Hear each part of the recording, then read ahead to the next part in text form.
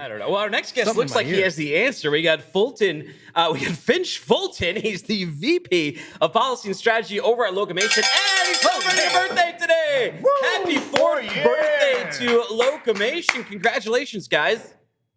Yeah, we're very excited. And I will say it is UGA, and I have nightmares of UGA because we played them in the SEC championship game, which was good, and then the national championship game, which, you know, we had a rebuilding year last year, so we'll get them next time. Where did you go? UGA. I went to Alabama. Oh, See, yeah. he was talking about the ball. He doesn't like the. I kept thinking I will Brutus tell you, by the Buckeye. way, Oh. that meme that y'all put out with the Power Rangers, I've had to explain to the fellow people that are going to be on today who the Power Rangers are and like the different Zorgs that were in there. No one else knows. I guess I'm the resident youth. Alan, do you know? Did you? I do have any because of my familiarity? kids. Yeah, there's a yellow ranger, a green ranger.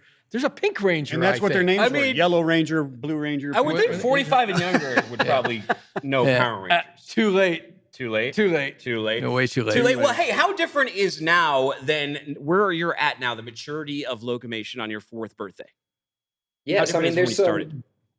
there's some key things. When I started, I was employee 31, so we've grown, 127% in the last year. We're now around 140 people. We actually have 4 contracts, actual signed contracts, not like reservations or wishful thinking or people that have agreed to do a pilot with us, which is nice, but it's not a contract. So we're on contract for 3,100 units. Everything is progressing. We've moved more advanced operations on the road. We published our voluntary safety self-assessment to show how we're doing this all safely. But really, it comes down to some of the same things we've always been talking about.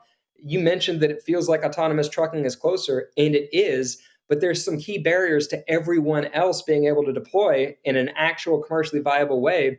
That the way we've approached it is much more pragmatic. It's approaching the world as it exists today, not what we hope it'll be by the time we want to go to market. So, we have an actual plan for deployment, we have actual timelines, and we have actual customers, which that's not something anybody else can say. So we're in a really interesting place and a really good place. I'd say year 4 is looking pretty good. Year 5 is going to look much better.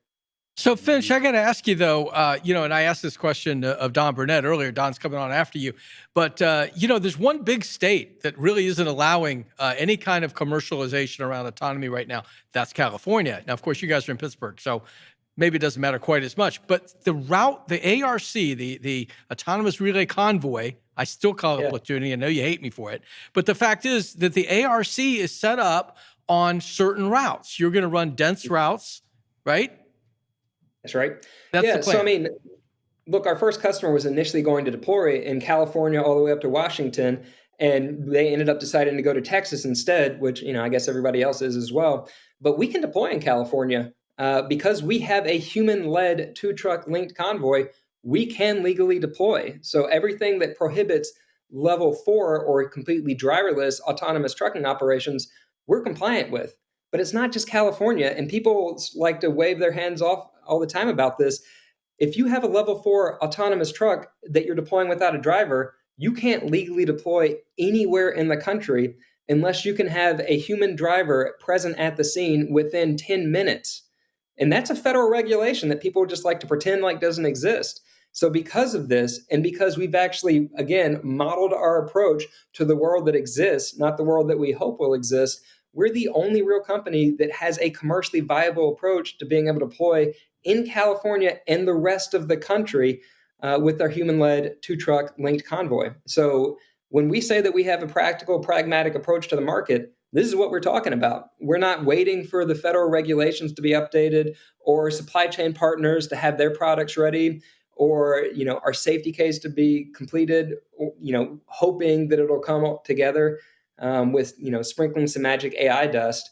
We're the only ones with the path to the market. And so when I get so excited about this, it's like finding out you won the lottery and just trying to get AI to dust? cash it. Yeah, there is. There is You AI can dust. find, Alan he said knows. there He knows actually all. is AI dust. No. Michael knows about AI dust. He knows all of the dust. He's got them all. Get out of here. But Hey, Finch, I wanted to ask you on it, and your stock valuation jumps way up. a little bit for the reindeer, a little bit for Santa Claus, a little bit more for Santa Claus.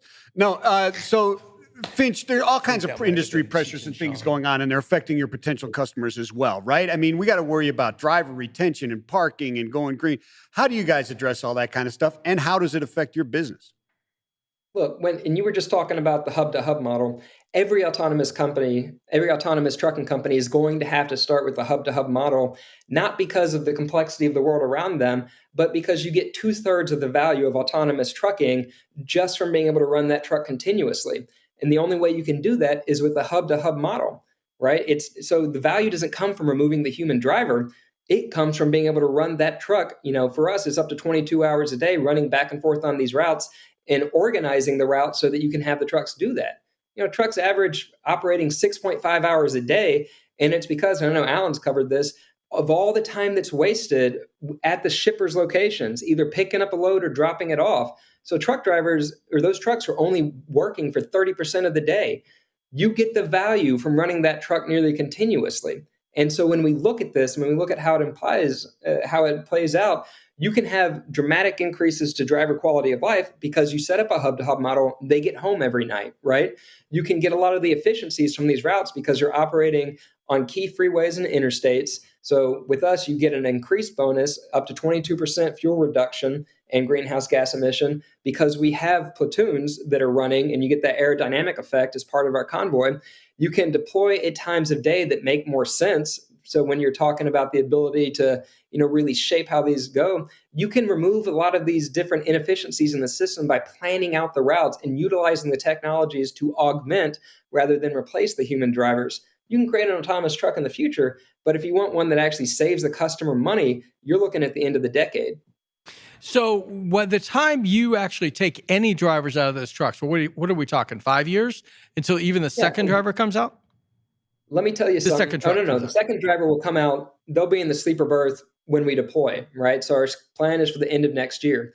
I'm saying when we move to driverless level 4 trucks with no human driver present, we're probably going to be the ones that do it first because everyone else is going to be waiting to complete their safety case, which means they're going to have suppliers that are willing to take on the potential liability that comes with black box AI systems where you can't describe if anything goes wrong, right?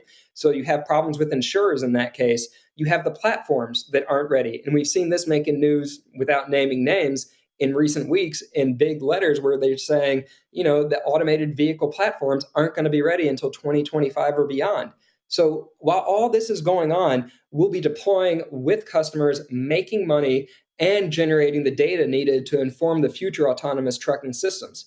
We're going to win in the short term, and then we're going to dominate in the long term because we have the only path to market. And so we can develop from a bootstrap approach, not from a go raise money, sprinkle fairy dust, and then hope that the solution gets here in time for you to go to market. Finch, before we let you go here, let's talk about that going to market.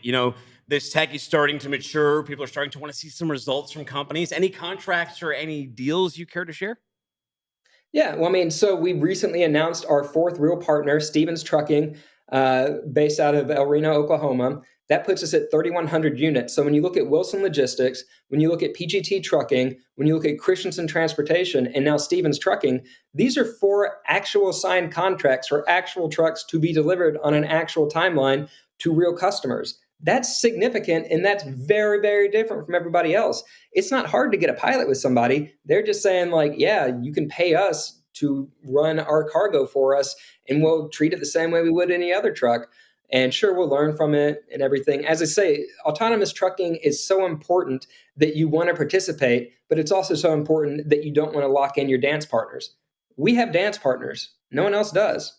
When are you actually starting testing with either Wilson, which I think you're first, or PGT? Yeah. When are you actually starting runs with them?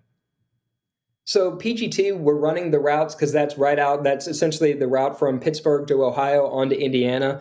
That was part of our announcement with the VSSA in May that we were going to start running that soft launch. With Wilson, we're looking at running out of Dallas on different routes mid next year. And so then we progress to the hard launch or actual commercial deployment by the end of that next year. We use soft launch to help make the final decisions on our supply chain partners for the go-to-market partners. And once we harden that, then it's just a matter of ordering them, getting them produced, and finishing the safety case, providing the trucks to our customers and, being able to remove that second driver. So we're still looking at the end of next year for actual commercial deployments when we turn those trucks over for actual commercial operations. Finch, thank you so much for your time today. Happy 4th birthday to you and the Locomation team. We'd love to see it. Yeah, thank you so much. Thanks for having me, y'all. Yeah, we'll see you next year on your 5th and probably before then too. So take it easy, sir.